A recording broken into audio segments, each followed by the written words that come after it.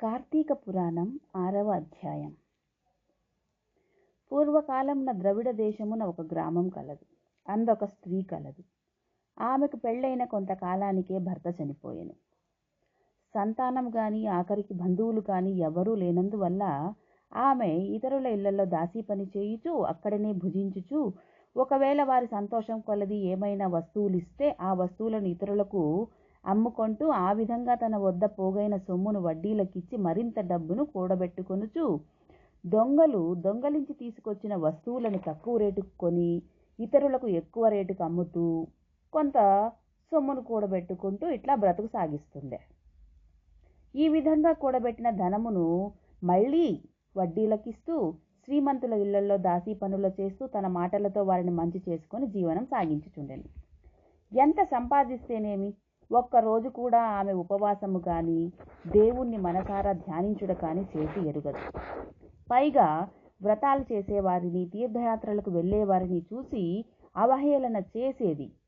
అంతేకాక ఒక బిచ్చగాడికి సైతం పిడికెడు బియ్యం దానం చేసేది కాదు, తాను తినేది కాదు, ధనాన్ని మాత్రం కూడబెట్టుకుంటూ ఉండేది. సరే, ఇట్లా కాలం గడుస్తోంది.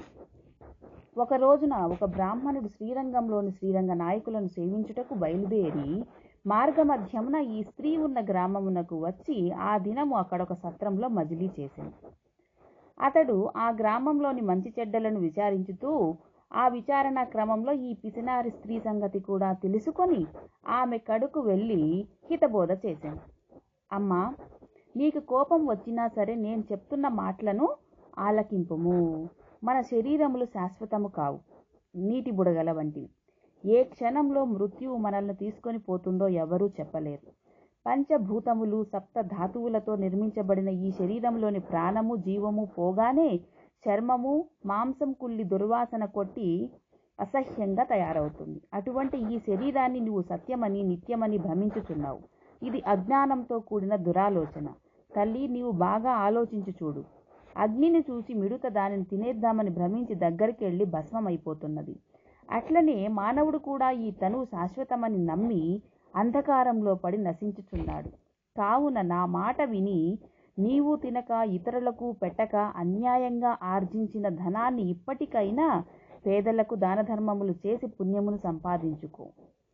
ప్రతిరోజు శ్రీమన్నారాయణుని స్మరించి వ్రతాధికములను చేసి మోక్షాన్ని పొందుము. నీ పాప పరిహారార్థంగా వచ్చే కార్తీక మాసమంతయు ప్రాతకాలమున నదీ స్నానమాచరించి దాన ధర్మములు చేసి బ్రాహ్మణులకు భోజనము పెట్టినచో వచ్చే జన్మలోనైనా నీవు పుణ్యవతివై సకల సౌభాగ్యములను పొందగలవు అని ఉపదేశం. అదేమో అంటారు కదా, శంఖంలో పోస్తేనే తీర్థం, బ్రాహ్మణుడు చెప్పిందే మంత్రం అని. ఆ బ్రాహ్మణుడు చెప్పిన మాటలకు ఆమె తన్మయురాలై మనస్సు మార్చుకొని నాటి నుండి దాన ధర్మములు చేయుచు కార్తీక మాస వ్రతం ఆచరించుటచే జన్మరాహిత్యాన్ని పొంది మోక్షాన్ని సంపాదించుకొనెను. కావున కార్తీక మాస వ్రతములో అంతటి మహత్యమున్నది. 6వ రోజు పారాయణం సమాప్తము.